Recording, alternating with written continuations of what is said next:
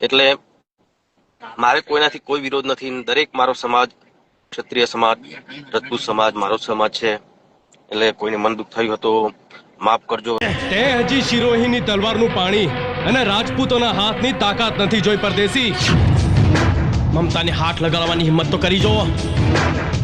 તારો હાથ લાંબો થાય પહેલા આ રણમાં રાજપૂતોના એટલા મરડા પડ્યા છે કે એ લોકોને દાટવા આ રણની રેતી પણ ઓછી પડશે. તું રાજપૂતોને લલકારે છે?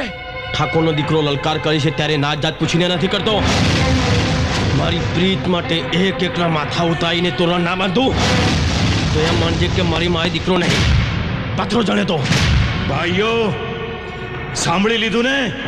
તો પછી ઉજવી નાખો આજે દશેરા અને લખી નાખો લોહીથી આ રણની રેતી ઉપર કે રાજપૂતની તલવાર મ્યાનમાંથી નીકળે ને એટલે દુશ્મનનું લોહી ચાખ્યા પછી જ મ્યાનમાં પાછી ફરે છે.